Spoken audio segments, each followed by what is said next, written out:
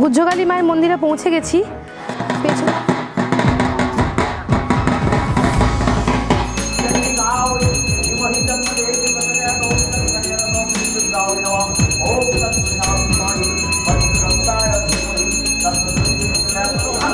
আমি প্রথমেই তোমাদেরকে বলবো যে কালীটা কোথায় ছিল, কিভাবে আসলো, তারপরে কালী ব্যাখ্যানে যাব। এই কালীটা ছিল মগধ রাজ জরাসন্ধের কালী, যেটা অশোক বা বিম্বিসারের আমলের কালী বিহারে। Hi guys, welcome back to my channel tale of life. তো আজকে আমরা একটু বেরোচ্ছি, বেড়াতে যাচ্ছি গুজ্জকালী, আর মাঝখানেও কিছু মন্দির আর কি। তো সেসবের জন্য আজকের এই ব্লগটা কিন্তু চেক করতে থাকতে হবে আর কি। খুব এক্সাইটিং হতে চলেছে ব্লগটা। গুজ্জকালী মন্দিরে যাবো এবং মন্দিরের হিস্ট্রি আপনাদের সাথে শেয়ার করবো। তো আজকে ব্লগটা দেখতে থাকুন। আমরা অলরেডি সবাই রেডি হয়ে গেটের সামনে দাঁড়িয়ে আছি। তো অটো আসছে, অটো করে আমরা বেরিয়ে যাবো এখান থেকে। হাই বলে দাও, গুড মর্নিং বলে দাও। তো আমরা এখন সবাই রেডি, বেরিয়ে যাচ্ছি। 10-11টা মতন বাজে, এখান থেকে বেরোচ্ছি।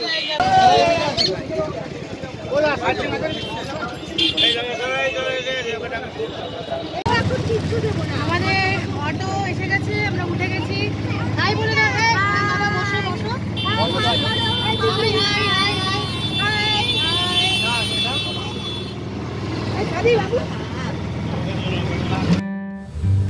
আজ বেরিয়ে পড়লাম তারাপীঠ থেকে 32 কিলোমিটার দূরের আকালিপুর গ্রামের মা গুজ্জকালী মন্দিরে। আমরা বাঙালিরা যারা বেড়াতে যেতে ভালোবাসি, তারা অনেক সময় এরকম আননোন জায়গা খোঁজ করতে খুব ভালোবাসি। এই আকালিপুরের মা গুজ্জকালী মন্দির কিন্তু অনেকটা এরকমই জায়গা। হয়তো অনেকেই জানেন এই মন্দিরটির ব্যাপারে, আবার অনেকেই কিন্তু জানেন না। তো আজকে যারা জানেন না তাদের জন্য কিন্তু আমি এই মন্দিরটিকে আপনাদের সামনে তুলে ধরতে এসেছি। তো আমরা তারাপীঠ থেকে অটো নিয়ে আকালিপুরের দিকে রওনা দিলাম। যেমন বললাম যে এটা 32 কিলোমিটার দূর তারাপীঠ থেকে। আপনাদের সুবিধার জন্য আমি একটা ম্যাপের স্ক্রিনশটও দিয়ে দিয়েছি। আপনারা কলকাতা থেকে ডিরেক্টলিও যেতে পারেন, কোনো অসুবিধা নেই। আর না তো আপনারা তারাপীঠে যখন বেড়াতে আসেন সেই সময়ও কিন্তু আপনারা বেড়াতে যেতে পারেন আর কি। নলাটি নন্দিকেশ্বরী মায়ের মন্দির তো অবশ্যই যাওয়া হয়, কিন্তু অনেকেই কিন্তু এই গুজ্জকালী মায়ের মন্দিরের ব্যাপারে জানেন না। তাই আমার মনে হলো যে আমার এই মন্দিরটা আপনাদের সাথে শেয়ার করা উচিত, কারণ এই মন্দিরটিতে আমি এর আগে 2-3 বার এসেছি এবং ভীষণ ভালো লাগে। আর আজকে কিন্তু আপনাদের জন্য আমি স্পেশালি আরও রেখেছি মন্দিরের ইতিহাস। তো মন্দিরের ইতিহাসটাও কিন্তু আপনারা শুনবেন এবং জানাবেন কেমন লাগলো। মূর্তিটিও অপূর্ব সুন্দর, মানে আপনারা দেখবেন আর নিজেরাই জানাবেন কমেন্টে যে আপনাদের ঠিক কেমন লেগেছে এই ভিডিওটা। তো আর কথা আমি বলবো না, আপনারা শুধু ভিডিওটা দেখতে থাকুন। আর হ্যাঁ, যাওয়ার রাস্তাটার ব্যাপারে বলি। কিছু দূর যাওয়ার হাইওয়েতে আর কি, কিছু দূর যাওয়ার পরে ভেতরের একটা রাস্তা দিয়ে আমাদের নিয়ে যাওয়া হলো, কারণ বললো যে রাস্তাটা মানে মেন রোডে কাজ চলছে, তাই ভেতরের রাস্তা দিয়ে যাওয়া হবে। ঠিক আছে, কোনো ব্যাপার না। ভেতরের রাস্তা দিয়ে যেতে যেতে সব অপূর্ব দৃশ্য, দুদিকে শুধু সর্ষে ক্ষেত আর সর্ষে ক্ষেত, মানে স্পেল বাউন্ড হয়ে গেছি। সত্যি এই বাংলায় এত অপূর্ব, এত সুন্দর যে ভাষারাও অনেক সময় হারিয়ে যায়। তো আজকের আমাদের এই জার্নিটা খুব সুন্দর। হ্যাঁ, হয়তো ভেতরের রাস্তাটা খুব একটা ভালো ছিল না, এবড়ো খেবড়ো ছিল, কিন্তু যা প্রাকৃতিক দৃশ্য সে আর বলার মতন নয়। আর বেশি কথা বলবো না, আপনারা ভিডিওটা দেখতে থাকুন, আশা করি ভালো লাগবে। কাছাকাছি এসে গেছে।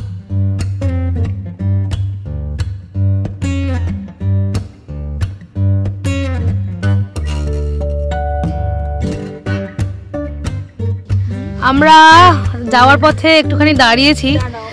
রাস্তাটা ভীষণ সুন্দর এবং ভীষণই খানাগন্ধ, মানে কি ভেতরের রাস্তা দিয়ে যাচ্ছি, কারণ মেন রোডে নাকি কাজ চলছে, জন্য ভেতরের রাস্তা দিয়ে যাচ্ছি। আর ভেতরের রাস্তাটা সর্ষে খেতে ভর্তি, কিন্তু ছেলেটা আমার কোলে আছে, তো সেই জন্য আমি ভিডিও খুব ভালো করে করতে পারছি না। মানে সর্ষে খেতে পুরো হলুদ হয়ে আছে, পুরো হলুদ। তো আমি দেখিয়ে দিচ্ছি একবার।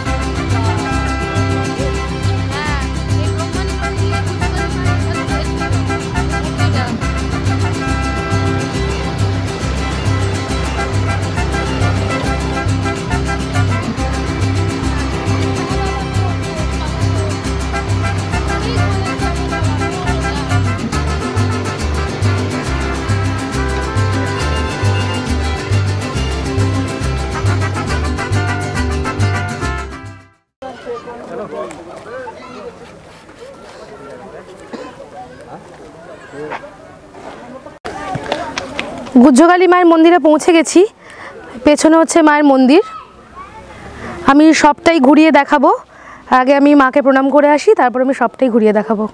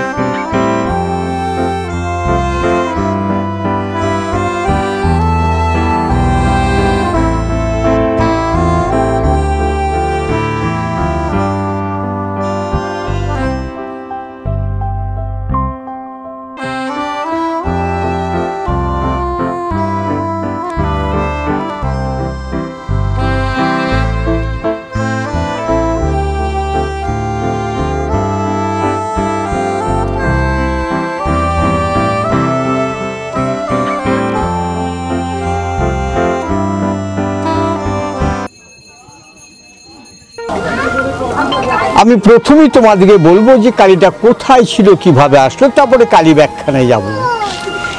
এই যে বিগ্রহটা আমরা দেখতে এসছি, এটা কিন্তু ভুঁইফুড়ে আপনা আপনি এখানে গজিয়ে উঠিনি, একে নিয়ে আসা হয়েছিল। প্রসঙ্গে আবার মতানৈক্য আছে। এক পক্ষের মতে বলে এই কালীটা ছিল মগধ রাজ জরাসন্ধের কালী, যেটা অশোক বা বিম্বিসারের আমলের কালী বিহারে। বিহার তো পুরনো স্টেট। তুমি নালন্দা বিশ্ববিদ্যালয় অম্ভি পুরুষ সকল কি পাচ্ছ। সর্বোপরি অতীতে আমাদের ভারতবর্ষ ছিল অঙ্গ বঙ্গ কলিঙ্গ, অর্থাৎ বাংলা বিহার উড়িষ্যা। আবার আর এক পক্ষের মতে যে কাশীর রাজা চৈত্র সিং, যেটা বেনারস, ওই নিজের বাড়িতে দ্রামিনস্কুপ মাটি খননের সময় এই বিশ্বের অদ্বিতীয় কালীটা পান। এটা কিন্তু একো মা দ্বিতীয়াম, এক এবং অদ্বিতীয় বিগ্রহ, যেটা বিশ্ব ব্রহ্মাণ্ডে আমরা এই ধরনের কালী কোথাও পাবো না। তাহলে প্রশ্ন রেখেছি, ভাই এই ধরনের কালী কেন বললে? আরে কালী তো দেখেছি মহাকাল, অর্থাৎ শিবের উপর দাঁড়িয়ে থাকা কালী। এখানে কিন্তু দেখতে পাচ্ছি যে সাপের উপরে যোগাসনে বসে থাকা কালী। তা কাশীর রাজা চৈত্র সিং মাটি খনন করতে যাবেন কেন? আমরা নিজেকে যদি 200 বছর পিছিয়ে দিই, তাহলে আমার পূর্বপুরুষ ওয়াটার সাপ্লাই, টিউবওয়েল এবং ট্যাপের জল পেতেন না। ওনারা কিন্তু জল খেতেন নদীর জল, পুকুরের জল, গঙ্গার জল, মাটি খুঁড়ে কুয়োর জল। সেই খনন কার্যের সময় কাশীর রাজা চৈত্র সিং এই বিগ্রহটাকে পান এবং অস্থায়ী একটা মন্দির তৈরি করে পুজো করতে লাগলেন। কান্ত পোদ্দার, যেটা কান্তমদি ব্রিটিশের পেটুয়া, যার বাড়ি হচ্ছে বহরমপুর, ও কিন্তু মাননীয় লর্ড ওয়ারেন হেস্টিংসকে খবর দিয়ে দিলেন যে কাশীর রাজা চৈত সিং এর বাড়িতে একটা কষ্টি পাথরের মূর্তি আছে, যার দাম কয়েক কোটি টাকা। হেস্টিংস কাশী রাজা চৈত্র সিং এর বাড়ি থেকে লুট করে নদীপথের ইংল্যান্ডের মিউজিয়ামে নিয়ে চলে যাচ্ছিলেন। ওই যে কলকাতার বিডন স্ট্রিটের ঘাট, বর্তমানে নিমতলা ঘাট গো, পূর্বে নাম ছিল বাঁশতলা ঘাট। তাহলে নদীপথে নিয়ে গেলেন।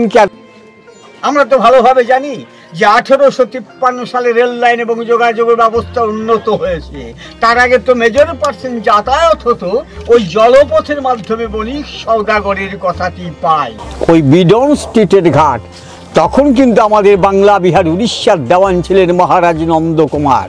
উনি ওখানে ওটাকে ধরলেন যে এই বিগ্রহ তোমাকে ইংল্যান্ডে নিয়ে যেতে দেব না। দেশের এই সম্পদ শুধু অর্থ দিয়ে বিচার করা যায় না, কয়েক কোটি টাকাটা বড় কথা নয়। উনি নৌকা দিয়ে মাঝি মোল্লাকে দিয়ে এটা এখানে পাঠিয়ে দিলেন। কেন পাঠালেন ভাই? কলকাতা মতো সেল্টার কমিউনিকেশন থাকতে এই অজ পাড়াগ্রামে পাঠালেন কেন? কারণ কিন্তু উঠে আসছে দুটো। প্রথমত কারণ ব্রিটিশদের চোখ আড়াল করার জন্য এই প্রত্যন্ত গ্রাম বাংলাতে ফেললেন। বিশাল জঙ্গল ছিল, বাঘ ভাল্লুক বাস করতো, গোপনীয় স্থান। ব্রিটিশ তো আকালিপুর গ্রাম চিনত না, তারা দিল্লি, কলকাতা, বোম্বাই, মাদ্রাস ইত্যাদি বড় বড় শহরকে চিনতেন। আর একটা কারণ যে নন্দকুমারের জন্মটা হয়েছিল পাশের গ্রাম ভদ্রপুরে, তাই এটা ভদ্রপুর পাঠিয়ে দিলেন। হ্যাঁ, কোন নন্দকুমার? সেই নন্দকুমার যে নন্দকুমারকে ভারতবর্ষের বুকে প্রথম ফাঁসি দেওয়া হয় 1775 খ্রিস্টাব্দে 5ই আগস্ট কলকাতার হেস্টিংসে। সেই নন্দকুমারের বাড়িটা ভদ্রপুর, তাই এটা ভদ্রপুর পাঠিয়ে দিলেন। কিন্তু মাঝি মোল্লারা এই বিগ্রহটাকে ওই ভদ্রপুর রাজবাড়ির মধ্যে বন্দি রাখতে পারেননি, হয়তো মায়ের ইচ্ছে জাগিনি, সকলের সঙ্গে মিশতে চেয়েছেন। ওই যে বটগাছটা গিয়েছিলেন কিনা জানি না, ব্রাহ্মণী নদীর তীরে একটা গ্রিল দিয়ে ঘেরা আসন দেখেছেন, ওটা কিন্তু মায়ের আদি আসন। 1772 বাংলা 1178 11ই মাঘ, আজ থেকে 251 বছর আগে মাকে নদীপথে নিয়ে এসে ওই আসনে প্রথম নামিয়েছিলেন। কাইন্ডলি আসনটা লক্ষ্য করবেন, 3খানা স্তর আছে থাক। তার মানে কি গো? এই যে পরমাত্মা সকলেরই 3খানা কাঁথা মিন্স লেপে ঘুমিয়ে আছেন। সত্য, রজ, তম, সাত্ত্বিকতা, রাজস্বিকতা, তামসিকতা। কেউ সাত্ত্বিকে ভাবে পুজো করেন বা করেন, কেউ পুজোকে নিয়ে তামসাগিরি করেন। আমি কাউকে কম্পেয়ার করতে রাজি নই, নিজেকেই বলি। সরস্বতী পুজো দুখানে বেশি সম্ভব নয়, 3.5 ঘন্টা করে লাগে। আমি কিন্তু অর্থের লোভে 18, 20, 30 খান করে পুজো করছে তামসাগিরি। কেউ বা রাজরানীর মতো সেবা করান, তার জন্য 2 শ্রেণীর পুরোহিত আছে। জেনে রেখো গো বাবা, বিশ্বে কেউ আমার চোখে পুরোহিত নাই। পুরোহিত মানে হচ্ছে পরের হিত বা মঙ্গল যিনি করেন তিনি পুরোহিত। আচ্ছা, তুমি কালী পুজো দেবে? আমি আগেই কন্ট্যাক্ট করছি, 1001 টাকা দক্ষিণা নেব, মহাকালের ধুতি নেব, কালীর শাড়ি নেব, ভুজ্জির চাল নেব, ঘটের গামছা নেব। তাহলে আমার পরিবারের জন্য আমি কিন্তু তোমার বাড়ি পুজো করতে যাচ্ছি। আমি পূজারি। পূজারি 2 প্রকার, এক আচার্য, এক উপাধ্যায়। তাহলে একদেশন্ত বেদস্য বেদাঙ্গ ন্যাপি বাপুন যে অধ্যাপয়তি বৃত্তার্থমোপাধ্যায় শৌচতে। যারা বৃত্তির জন্য, সংসার প্রতিপালনের জন্য পুজো করেন, ওনারা কিন্তু আগেই বাঁকা চোখে দেখে নেন চাল ডাল তৈতরকারি কাপড় গামছা কতটা দিয়েছেন। তাই আমি সবাইকে বলি, ওরে বাবা, উত্তম সদ্ভাব ব্রহ্ম ধ্যান ভাবস্তু মধ্যম স্তব স্তুতি অধম ভাব পূজা ভাব ধমা ধমা। মানেটা জেনে রেখো গো মা। উত্তম সদ্ভাব ব্রহ্ম, ব্রহ্মকে চিন্তা করো।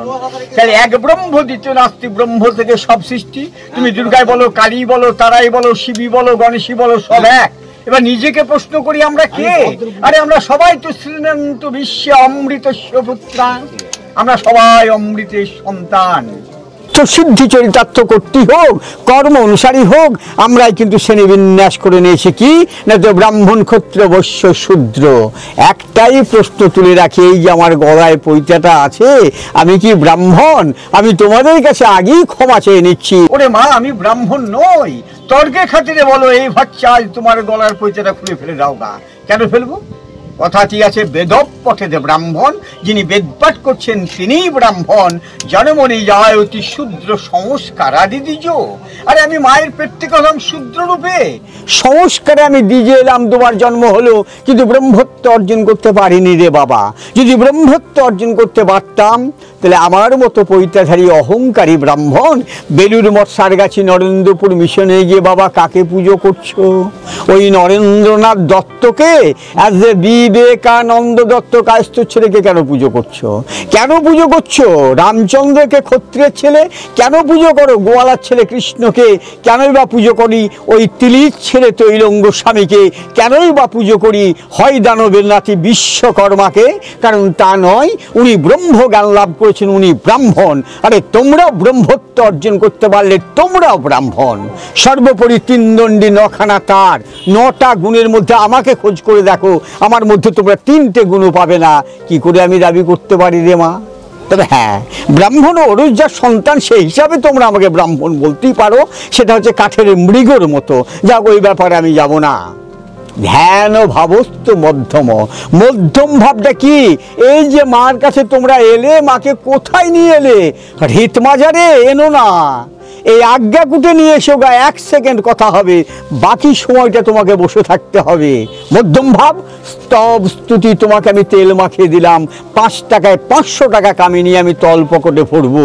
পূজা ভাব ও ধমা ধমা, অধমের অধম হচ্ছে পূজা করা। ওর মার দিকে আমার মনটা পড়ে থাকে না, ওই চাল কলা কাপড় গামছা দক্ষিণার দিকে আমার মনটা পড়ে থাকে।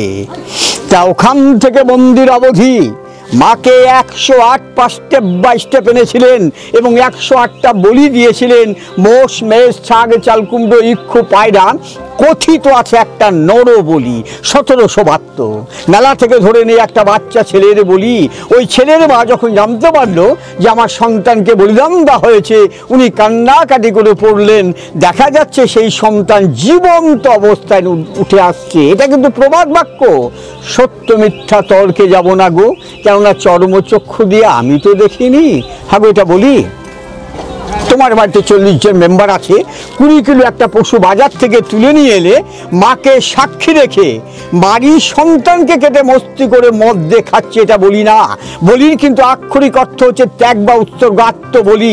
ওরে যেটা ত্যাগ করবো সেটা গ্রহণ করবো না। খাদ্যবস্তু খাবো, নিশ্চয়ই খাবো, বাজার থেকে কিনে এনে খাবো। আমি চণ্ডীতে যাব, চণ্ডীতেই কিন্তু আছে রূপং দেহি জয়ং দেহি যশো দেহি দিশোজ্জহি। তাই আমাকে রূপ দাও, আমাকে জয় দাও, আমাকে যশ দাও, আমার শত্রু নাশ করো। তাই আমার এই পশুত্ব ভাবটাকে পশুর মাধ্যমে কখনো না।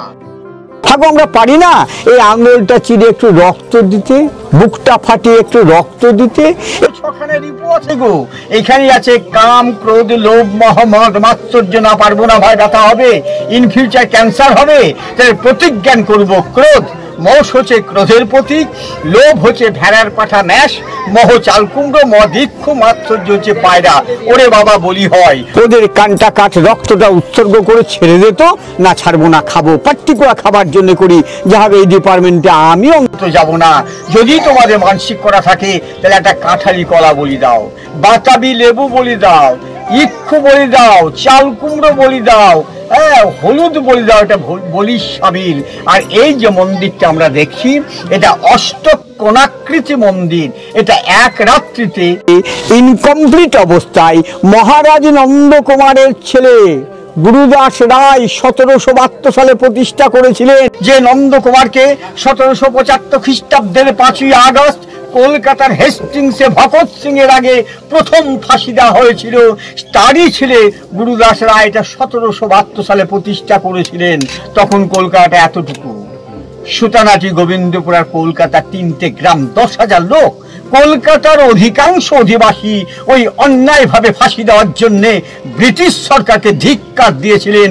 অনেকে গঙ্গা জলে স্নান করে বাড়ি ছেড়ে পালিয়ে গেছেন। প্রমাণ, উত্তরপাড়ায় সেনবাড়িটা আজও কিন্তু সিল করা আছে। সময় আছে।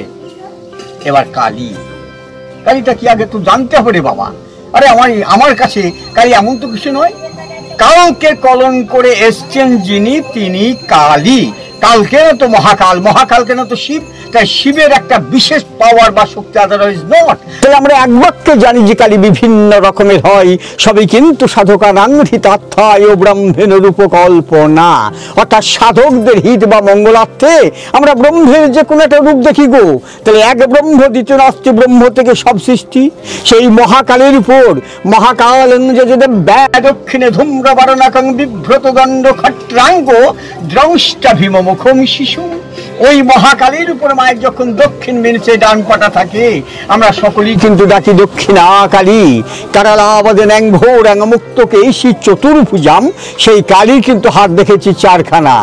ওই মহাকালীর উপর মায়ের যখন বাম পাটা থাকে ডাকি আমরা বামা কালী।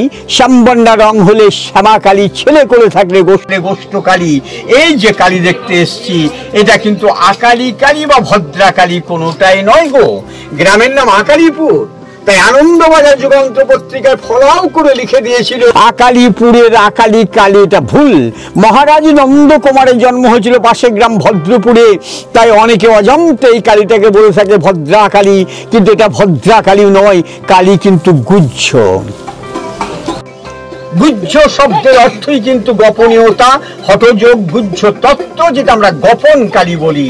অর্থাৎ এই যে কুলকুণ্ডলিনী সবারই আছে, শুধু আমাদের নয় গো, প্রতিটা মেরুদণ্ড প্রাণীরই আছে, কিন্তু কোথায় আছে জানি না, জানার চেষ্টাও করি না। হাগো আমরা জানি যে আমাদের দেহে কটা দ্বার আছে, কটা চক্র আছে, আমরা জানি না। সব জানতা ফলবালা কিন্তু নই। আমার দেহে বহিরাঙ্গে আছে নবদ্বার, দুটো নাকের ফুটো, দুটো চোখ, দুটো কান, একটা মুখ, একটা লিঙ্গমূল, একটা পায়ু ছিদ্র, 9টা দ্বার, গুনে নাও। অন্তরঙ্গে 6টা, মূলাধার, স্বাধিষ্ঠান, মণিপুর, অনাহত, বিশুদ্ধা, দ্বিদল, সহস্রা, শীর্ষাদল। দ্বিদল মানে আজ্ঞাচক্র, দেবাদিদেব, মহাদেব, তারা, কালী, দুর্গা ইত্যাদি। আর ওই যে কুলকুণ্ডলিনী বাবু, মূলাধার পৃথিবী, 4খানা পদ্মে পাপড়ি আছে, বাস করছেন ব্রহ্মা, বিষ্ণু, সরস্বতী, হেরম্ব। হেরম্ব কি জিনিস জানি না। আরে হেরম্ব মানেই তো গণেশ। তোমরা গণেশের প্রণাম মন্ত্র নাও, পেয়ে যাবে। দেখবে দন্তং, গণেশের একটা দাঁত বড়, 8 দাঁত পরশুরাম কুঠার দিয়ে কেটেছিলেন, এবং সেই দাঁত দিয়েই মহাভারত লেখা হয়েছিল। তাই বলছেন একদন্তং মহাকায়ং লম্বউদরম, লম্বা উদর মানে পেট, গজাননম, গজ শব্দ অর্থ হচ্ছে হাতি, আনন মানে মুখ, বিঘ্ন নাশকারং দেবং হেরম্বম প্রণম্বহম। সেই মূলাধার থেকে 2 আঙুল উপরে স্বাধিষ্ঠান জলাধার, তার 2 আঙুল নিচে আছে জনিপদ্ম বা পদ্মকমল। আর ওই জায়গাতেই কুলকুণ্ডলিনী বাবু, কেচোর মতো 2.5টি পাতায় জাতপুচ্ছ মুখে সুষুম্নার দাঁতটাকে, অর্থাৎ বাম সাইডে এরা, দক্ষিণ সাইডে পিঙ্গলা, মিডিলটা সুষুম্না, সেই সুষুম্নার ছিদ্রটাকে রুদ্ধ করে নিম্নমুখী হয়ে ঘুমাচ্ছেন। আমাদের ক্ষেত্রে আমরা জাগাতে পারছি না, এক্সেপ্ট আমিও নই। ভুলে গেছে এটা বিষ্ণুময় জগৎ, আমরা এটা জাগাতে পাচ্ছি না। মার ক্ষেত্রে কিন্তু জাগ্রত, অর্থাৎ ফনার মুখটা কিন্তু ঊর্ধ্বমুখী, আমাদের নিম্নমুখী। আর ওই যে মূলাধার, তার থেকে 2 আঙুল উপরে স্বাধিষ্ঠান জলাধার নিচে একটা জনিপদ্ম বা পদ্মকমল আছে। আর ওই জায়গাতেই কুলকুণ্ডলিনী কেচোর মতো 2.5টি পাতায় জাতপুচ্ছ মুখে সুষুম্নার দাঁতটাকে রুদ্ধ করে ঘুমাচ্ছেন, জাগাতে পারছি না। যার জন্য আমরা চুরি, ডাকাতি, বদমাশি, নোংরামি, বাড়ি গাড়ি, টাকা পয়সা, ধন দৌলতের দিকে ছুটে বেড়াচ্ছি। ভুলে গেছে এটা বিষ্ণুময় জগৎ। এই জগৎ কিন্তু আমাদের না, কেননা আমার কর্তা বাবা বাড়ি গাড়ি, টাকা পয়সা, ধন দৌলত নিয়ে যেতে পারেনি, বাবাও পারেনি, আমিও পারবো না, আমার ছেলেও পারবে না। তবে আমার দেহে একটাই প্লাস পয়েন্ট, কি না, আমিত্ববোধ। সে আমিত্ববোধের ফলে সংসারের মায়ার জালে আমরা জড়িয়ে আছি। ঈশ্বরকে বলতে আমরা 8 ঘন্টা সময় দিতে পারছি না। তাই মূলাধার থেকে সৃষ্টি হয়েছে 3.5 লক্ষ শিরা, সবই কিন্তু সর্পিলাকার, সব আস্তে আস্তে গিয়ে মাথায় গিয়ে মিলিয়ে গেছেন। যার জন্য মাথাটা একটু লক্ষ্য করবেন, ওখানে পেয়ে যাবেন যে সহস্র ফনা সংযুক্তাঙ্গ মানান্তাঙ্গ শিরোপরি। এই শিরের উপরই আছে 1000 সাপের ফনার মুকুট বা চূড়া। এবার কাইটার মধ্যে আমরা কি দেখবো গো? কাইটার মধ্যে দেখতে পাচ্ছি যে চতুর্দিক নাগ ফনা বেষ্টিতাম, অর্থাৎ চারিদিকে সাপের ফনাই বেষ্টন করে আছেন যিনি। মাথাটা লক্ষ্য করবেন, ওখানে গিয়ে দেখবেন 1000 সাপের ফনার মুকুট।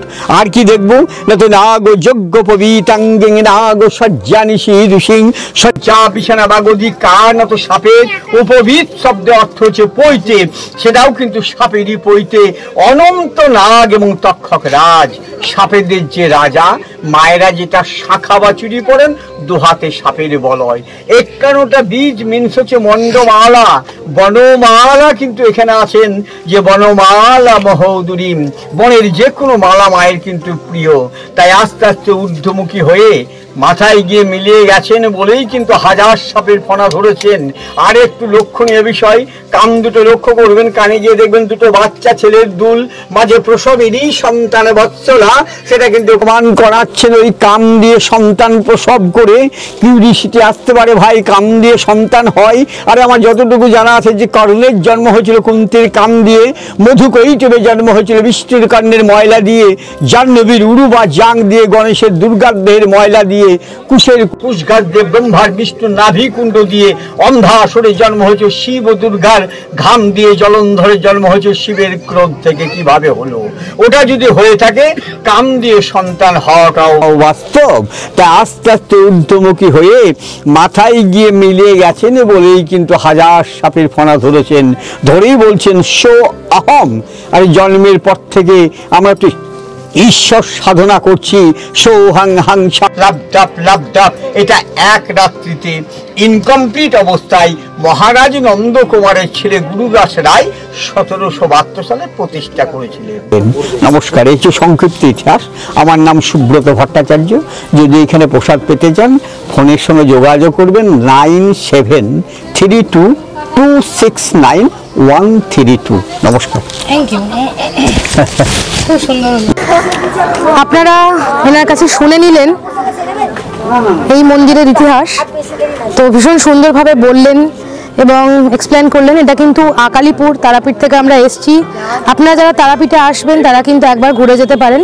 জায়গাটা কিন্তু অনেকেই জানেন না, আমি জানি। তো যারা আমার ভিডিও দেখছেন তারা কিন্তু অবশ্যই আসবেন এখানে। তারাপীঠ থেকে টাইম লাগে আসতে এখানে। তো কিছু বলছো? হ্যাঁ, খুব ভালো লাগলো, খুব ভালো লাগলো। হ্যাঁ, হ্যাঁ। আমার বাড়ি লোকপাড়া, বীরভূম ডিস্ট্রিক্ট। তা এই যেখানে এসেছি এটাও বীরভূমের মধ্যেই পড়ছে। আকালিবাড়ির কালীতলা। আজকের জীবনে 60 বছর বয়সে এই প্রথম আসার পর যে অভিজ্ঞতা লাভ করলাম, এখানে বহু মানুষের আসা খুবই প্রয়োজন আছে এবং এই মাকে মানে দর্শন দেওয়াটা উচিত বলে আমি মনে করি। তাই আজকে সেটা আমরা মনে মনে বুঝতে পারলাম। আমরা আগে নাম শুনেছিলাম, কিন্তু যেহেতু স্বচোখে দেখলাম, অনেকটা নন্দকুমারের কথাও শুনলাম, কালী প্রতিষ্ঠার ব্যাপারে শুনলাম, সব কিছু জেনে শুনে খুব ভালো লাগলো এই জায়গা পরিদর্শন করে। ধন্যবাদ। বন্দ্যোপাধ্যায় পূজারী, উনি 45 বছর ধরে পুজো করছে, আমাদের 4 পুরুষ ধরে এখনো পুজো করছে। আর এনার পুজো করে 45 পূর্ণ হয়ে গেল। আমার একটা ডালার দোকান আছে, আমার ডালার দোকানের নাম আদি ডালি ভান্ডার, মাধবীলতা বন্দ্যোপাধ্যায়। আর ঠাকুরমশাইয়ের মোবাইল নাম্বার হচ্ছে 8670-355-422। ঠাকুরমশাই ভোগ পুজো সব করে। আর এটা ডাইরেক্ট নাম্বার। আর আমার নাম্বার হচ্ছে 8972-183-183। অন্যের প্রসাদ যদি কোনোদিন কেউ খেতে চান বা আসেন এই নাম্বারে যোগাযোগ করবেন। এটা ডাইরেক্ট মেন প্রধান নাম্বার, দেবাশিস বন্দ্যোপাধ্যায়। আচ্ছা, তিনি পূজারী। হ্যাঁ, আর আমার স্বামী পূজারী। আমাদের তো এখানে রাজাদের হাতে এখনো আছে, এটা ট্রাস্টি কমিটিতে এখন হয়নি। আর মহারাজ নন্দকুমারের মেয়েদের বংশধররা থাকেন বহরমপুর, সৈদাবাদ, কুঞ্জঘাটায় রাজবাড়ি। ওনাদের হাতেই আছে এখনো ট্রাস্টি বা সরকার হাতে কোনো মা যায়নি। ওনাদেরই ঠাকুরমশাই, ওনাদেরই মন্দির, ওনাদেরই সব। বাহ, খুব ভালো। ধন্যবাদ, জেনে ভালো লাগলো। হ্যাঁ, থ্যাংক ইউ। এটা এখানকার হেয়ার কাট।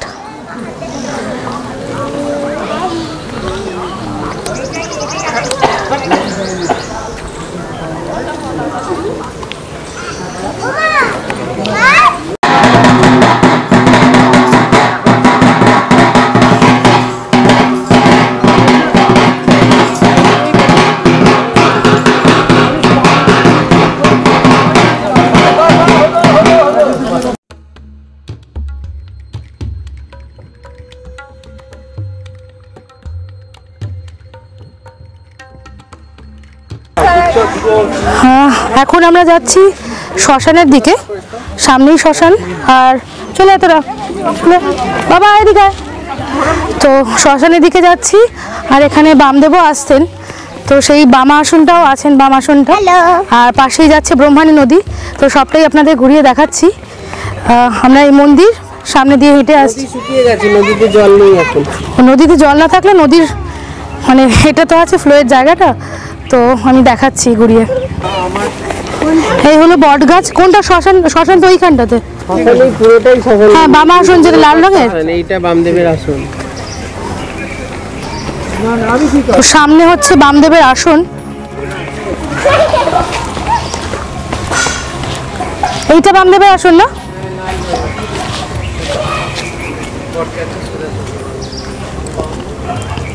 তো এটা হলো বামদেবের আসন। এখানে বামদেব এসে বসতেন, তাই বাঁধানো আছে জায়গাটা। এই হলো বট গাছ। এটা তো বট নয়, এটা কি গাছ? ও সরি, এটা বট আর অশ্বত্থ একসাথে আছে গাছে।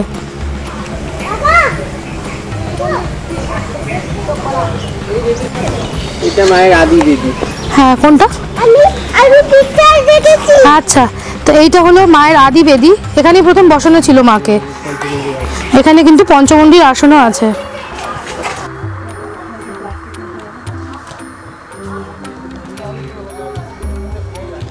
এটা এইদিকে হলো ব্রহ্মানী নদী। ওইদিকে ডান দিকে শ্মশান, বাঁদিকে। বাঁদিকে হলো শ্মশান। ওদিকে তো এখন মনে হচ্ছে ইয়েও করে বাঁধিয়েও দিয়েছে। না বাবা, এই হলো ব্রাহ্মণী নদী। নদী কিন্তু শুকিয়ে গেছে। এই হলো ঘাট। আমি ঘাট থেকে একবার দেখিয়ে দিই। আর এই দূরে এটা হলো শ্মশান।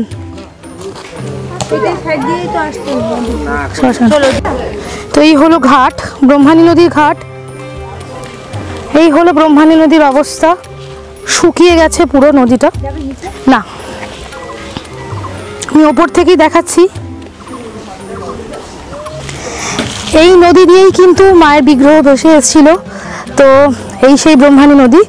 আর আমরা পেছনে যেরকম দেখালাম শ্মশান, এদিকে পঞ্চমুণ্ডির আসন এবং মায়ের আদি বেদি আর বামদেবের আসন, সবটাই কিন্তু দেখালাম। ভিডিওটা কেমন লাগছে অবশ্যই কিন্তু জানাতে হবে। আমরা কিন্তু মা গুজ্জকালীর এখানে এসেছি, আগে অনেকবার এসেছি। আপনারা যারা জানেন না তারা কিন্তু অবশ্যই তারাপীঠে বেড়াতে হলে অবশ্যই কিন্তু আসবেন।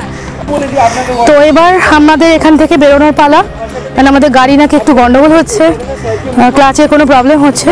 তো সেই জন্য আমরা এখান থেকে বেরিয়ে যাই, তারপরে মাঝ রাস্তায় কোথাও খাওয়া দাওয়া করে নেব। তো এই হলো সামনে থেকে মন্দিরের রাস্তা। হ্যাঁ হ্যাঁ হ্যাঁ, হোটেলে যাও বাবা।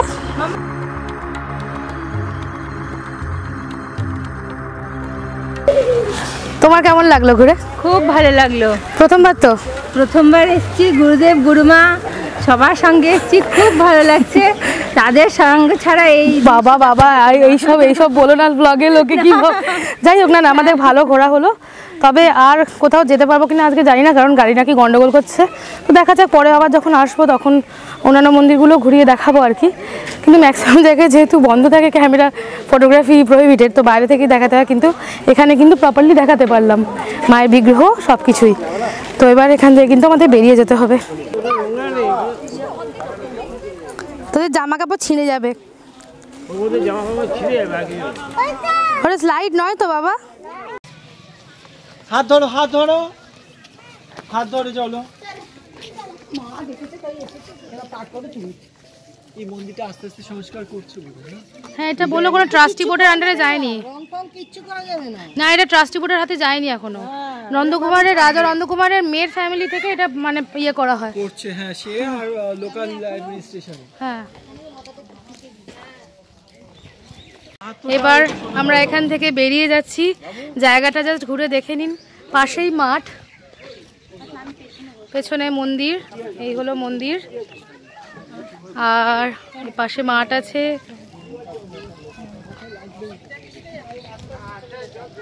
সেই মন্দির। আমরা এখান থেকে বেরিয়ে যাচ্ছি। ইতিহাসটাও শোনা হলো ওনার মুখে, তো ভালোই ঘোরা হলো। এখান থেকে আমরা বেরিয়ে যাব। অটোর ক্লাচে প্রবলেম করছে, তো বেরিয়ে যাই এখান থেকে এখন।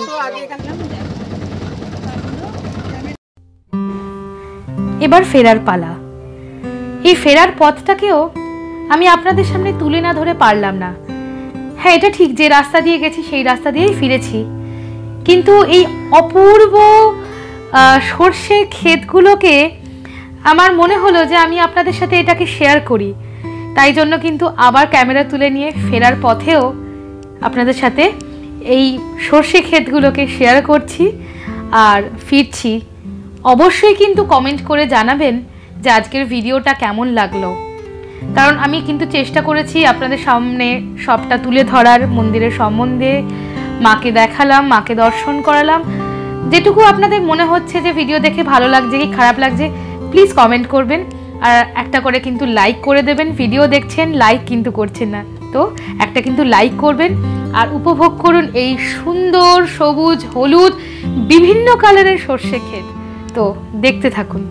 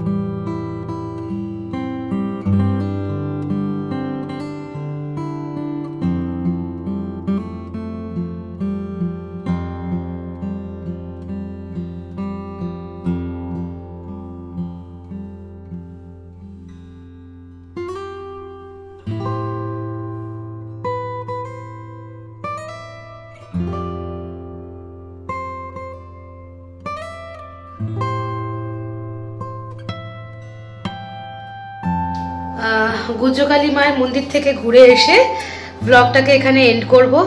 তো ব্লগটা কেমন লাগলো অবশ্যই কিন্তু জানাবেন, আর যারা কিন্তু এই মন্দিরটা কোনোদিন জানেননি বা এই মন্দিরের ব্যাপারে শোনেননি তারা কিন্তু অবশ্যই একবার যাবেন, কারণ বহু বহু প্রাচীন এক মূর্তি, মায়ের মূর্তি, অসম্ভব সুন্দর। তো আপনারা কিন্তু অবশ্যই সেখানে যাবেন, আর আমার ব্লগ দেখে যদি যান আমার খুব ভালো লাগবে গেলে। আর আমাকে কিন্তু কমেন্ট করে জানাবেন যে আপনাদের এই ভিডিওটা কেমন লাগলো। যদি ভালো লেগে থাকে তাহলে অবশ্যই কিন্তু ভিডিওটাকে একটা লাইক করতে হবে, শেয়ার করতে হবে আপনার সমস্ত ফ্রেন্ডস আর ফ্যামিলির সাথে, যাতে তারাও আর কি এই মন্দিরটার ব্যাপারে জানতে পারেন। তো ভিডিওটাকে কিন্তু এখান থেকে এন্ড করছি। আবার এক্ষুনি সন্ধেবেলা এখন ছেলে মেয়েগুলোকে খাইয়ে আর কি আমরা একটু বেরোচ্ছি, মন্দিরের দিকে যাব দেখি, কারণ আরতি এখন হয়ে গেছে, সন্ধ্যে 7টা বাজে। তো এই আশেপাশটাই একটুখানি জাস্ট হাঁটবো।